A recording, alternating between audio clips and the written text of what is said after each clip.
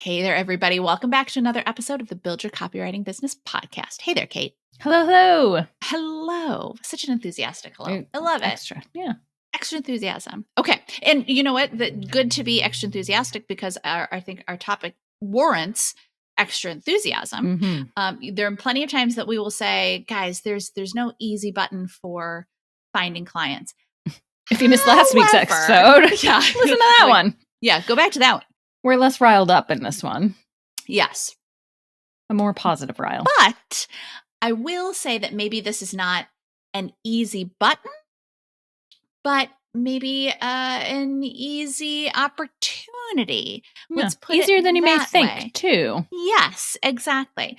What we're going to talk about today is about how you can find clients when you go to. Certainly, we'll talk about how you can find clients anywhere at the grocery store. But a better arena for finding clients even more effectively is by going to industry events and, wait for it, introverts, talking to people. However, we're going to tell you exactly how to talk to people, exactly what to say, what questions to ask, how to follow up so that you have a really, really good chance of converting people that you talked to at this event into clients later on. So, part one, can you land clients anywhere? Yeah, absolutely. We said grocery store, and that is part of is just getting a little bit more comfortable with talking about the fact that you are a copywriter. When somebody asks you who you are, what you do, tell people that you're a copywriter. That's going to make your life just a lot easier anyway. And I know that I think sometimes as we transition into new careers, and especially new careers that mean so much to us and we want to be so successful in, sometimes we can be a little bit shy about sharing that information out. But the more you say it, the more you share it, the more you give other people opportunities to go, oh, hey, a friend of mine who owns that business, he was actually just saying that he was looking for a writer. Great. Embrace that serendipity. That can, I wouldn't say will happen, but that absolutely can happen.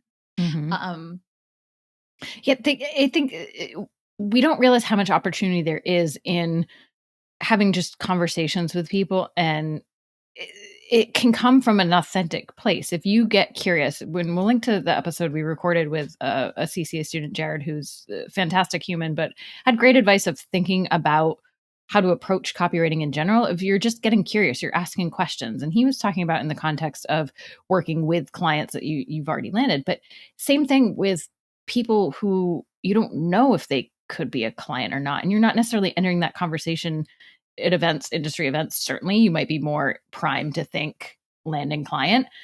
The grocery store, landing clients might not be top of mind. At a PTO meeting, it might not be top of mind, or at a soccer game, your kid's soccer game, or at the post office, or think of all the places you go in a day and all the humans you actually interact with or have the opportunity to interact with. And maybe small talk's not your thing. It's not for a lot of people. But I think even warming up to the idea of just asking people how they're doing. Start there if you're not ready to talk about your career, but see where conversations go. And if someone is asking you what you do, to Nicki's point of just owning the fact that you're a copywriter, it can start a conversation. Think of it as a conversation. Yeah. Well, you're a copywriter. And if they don't know what it is, they're going to go, oh, interesting. What is that? And you say, well, I'm a marketing and advertising writer. And and it can go from there. I think we're all, we tend to get a little bit afraid to share these things that matter to us, but they matter to us. And maybe that's a reason we should share them. But even beyond just, meeting people at the grocery store, a really great opportunity to land clients, or at least to meet people who may eventually become clients, or meet people who know people who may become clients, is like we were saying at events. And we don't mean farmers market, we don't mean children's birthday parties, we mean things like conferences. The really cool thing is that after post 2020, a lot of people are so excited to get back in person. And so a lot of people are putting on all kinds of different conferences. There are conferences for software. I'm going to one in just a couple of weeks. Oh goodness, I need to book that flight for software that we use, because a lot of people in our industry will be there. There are industry leaders who will put on events. There Mhm. are authors who will put on events. There are companies that will put on events. There are Social media in general is a whole field. industries. I Oh, started yeah. going down kind of a rabbit hole with behavioral and behavioral economics, which is Mhm. fascinating. And there are just various groups that put on various events.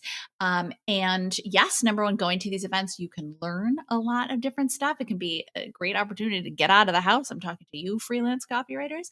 Um, but it can also be a great opportunity to interact with other people. And I know, again, I kind of winked at the introverts earlier, and as an ambivert, I hear you half the time. Um, but it does not have to be difficult. Remember that when you're going to events like these, advertising events, marketing events, software events, industry events, once you start looking around, you're going to find so much Even stuff. just your local chamber of commerce too Yeah, probably that's a has great events. point. That's a great place to start. Yeah, go to whatever your nearest town is, or maybe your nearest city, if that's a little easier, and Google events in, or if there's a big, in Boston, there's the Heinz Convention Center, and Google that The and see what venues, yeah. events are coming exactly, and if there's anything that could be useful to you, because here's the thing: everybody's going into that not knowing the vast majority of people. Some people Mhm. might go with a colleague, but it's not like Mhm. they're going with their best friends. If you're going with a colleague, you're probably going to be like, all right, great, see you later. Give me an excuse not to talk to this Yeah, person. right, Please right. save me. But everybody's going into these rooms going, okay, I guess I have to talk to new people. But you know what? It is so easy because everybody is going into that going, who do I Mhm. talk to and how? You are not the only person. So when you see someone and or maybe you're sitting next to someone or maybe someone's standing, all you have to do is say, oh, what do you do? What brought you here? That's it. All you have to Mhm. do is ask people questions. Oh, who are you? What do you do? What brought you here? Oh, you're in pinata sales. Interesting. How did you get into that? Super interesting, I know, right? actually. How Now I want did to you know get more into about it? pinata sales. And now I want only pinata clients. Mm. But ask people who they are, what they do, and how they got into it. And that is going to start a conversation. Also, by the way, then people are going to say, oh, and who are you and what do you do? I mean, they'll probably say, what do you do? You probably have a name tag. And then you say, oh, I'm a copywriter. I do marketing and advertising writing. I write websites, I write ads, and you know what? Most people are going to do, their eyes are going to light up and they're going to go, oh, that's so interesting. So do you write things like XYZ? Or they'll say, oh, that's interesting. I worked with someone like that. Or, oh, that's interesting. This company I was talking to was looking for this. It is a very natural way of just talking about what you do without being like, I'm a copywriter. Do you want to hire a copywriter? Mhm. You're just explaining who you are, what you do. I write websites, or I work on email campaigns that help my clients convert people from visitors into purchasers. Like, great, get that Mhm. benefit in there. And do you see how too it's not, you're not being pushy, as in saying like, I can help convert your, it's what do you do? I'm a marketing and advertising writer. I'm a copywriter. So I write emails that help my clients convert people from subscribers to purchasers. Boom. That's it. And that's all you have to say to catch someone's attention and get them interested in what you do. And then you're going to have a conversation. And maybe it will turn into something bigger, maybe it won't, but get their information, because then you can follow up with them afterwards. But before we get to the follow up, is there anything else you want to add to that, Kate?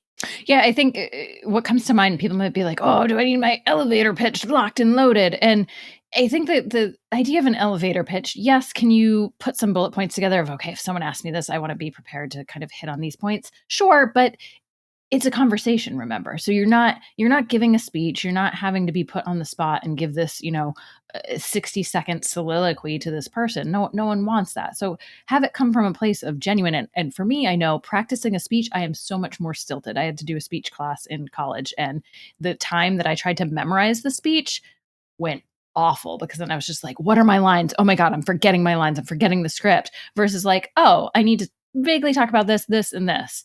And having that ready to go went so much smoother. And I hit on all the key points. It felt so much more natural and it came across more authentically. And so Mm-hmm. figure out what works for you.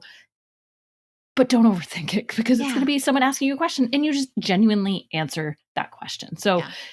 get rid of the idea of an elevator speech. I feel like it's pretty antiquated, and no one wants to hear someone talking at them for, 90 seconds. Yeah. Well, I'm glad you brought that up, because an elevator pitch, the whole concept of an elevator pitch It's a pitch. is exactly, it's a pitch. You're trying to get something from someone. Mhm. And that's not what this is about. You're just meeting new Making a people, connection. letting them know who you are and what you do. And it can Mhm. be very simple. It can be as simple as, oh, I'm a copywriter, a marketing and advertising writer.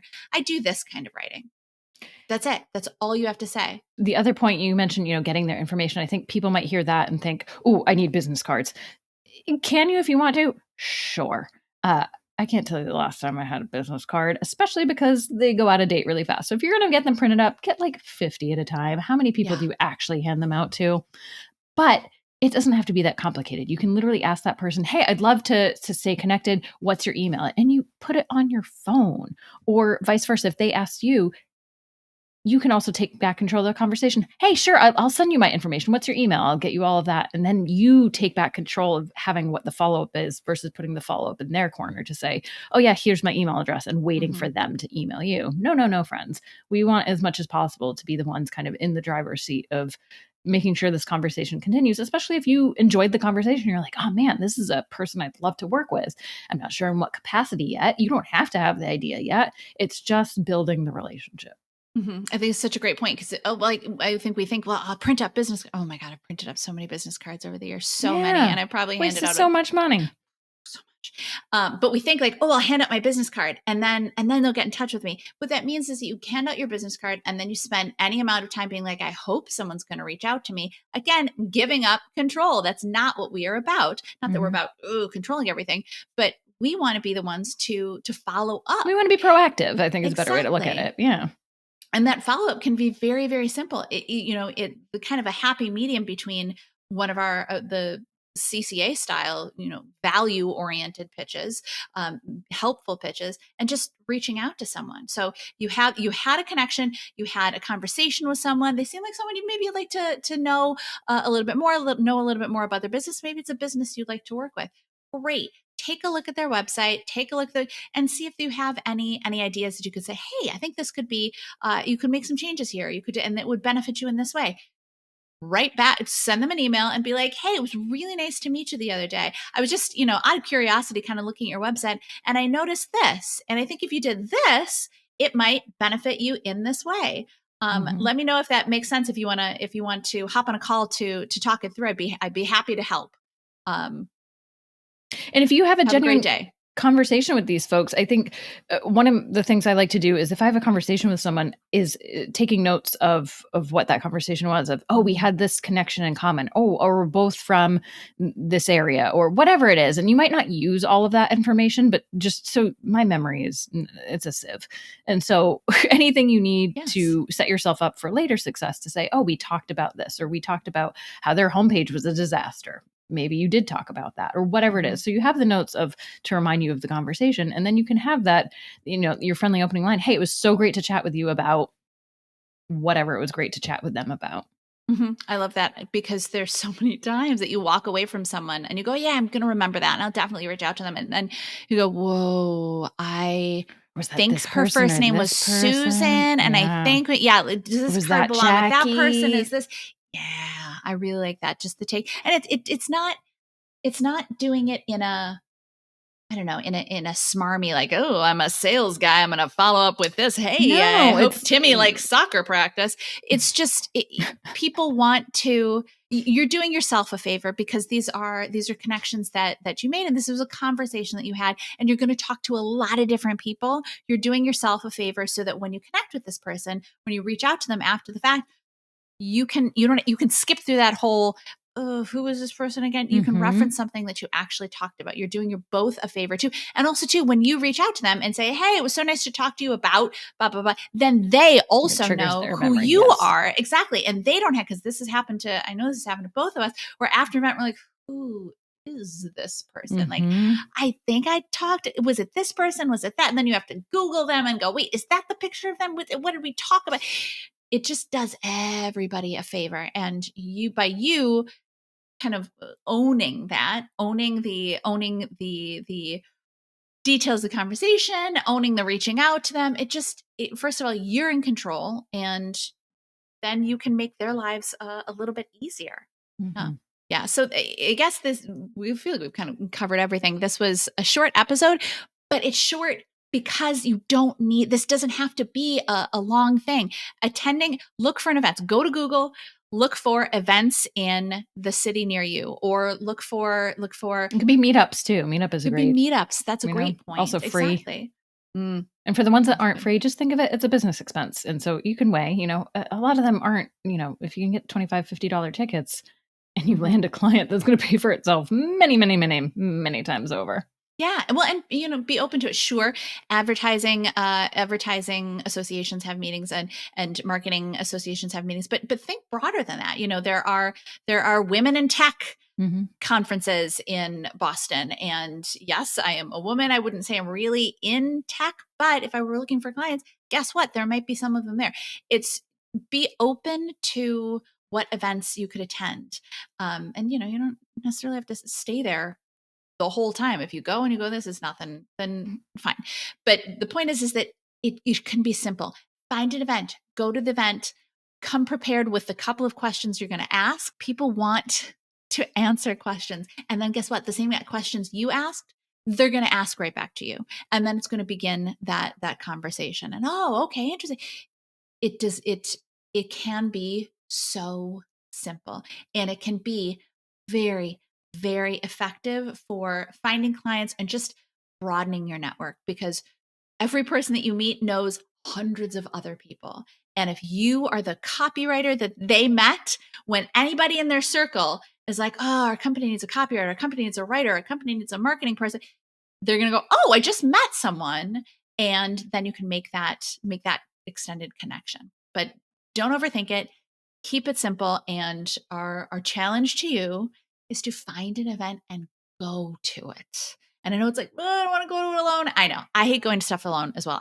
One of the things that I hate most in the world is going into a room where I don't know anybody. As much as I can be an extrovert when I need to be, I really hate that. But it doesn't kill uncomfortable. You. Exactly. It doesn't kill you. What doesn't kill you makes you the stronger. Thanks, yes. Kelly. I feel like somebody may have said that before Kelly did, but it makes you a better professional. And also that discomfort, it doesn't last. Once you get in there and you're like, oh, everybody else is just as uncomfortable as I am. Let me talk to people. It's absolutely worth it. So our challenge to you is to try it out. And let us know if you're willing to take us up on that challenge. If you're watching on YouTube, certainly put it in the comments. And of course, same thing with well, I don't know if you can do it on Spotify, but on Apple, you can. Oh yeah, that's right. Yeah. Okay, great. Do it. And I look at those comments, so I promise we read them all.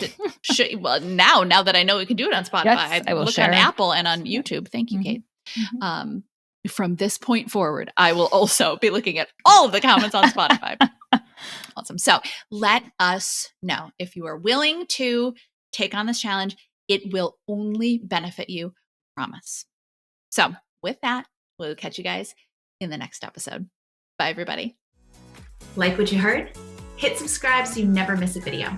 And if you're ready to take the first step toward becoming a copywriter yourself, sign up for a free video training right here.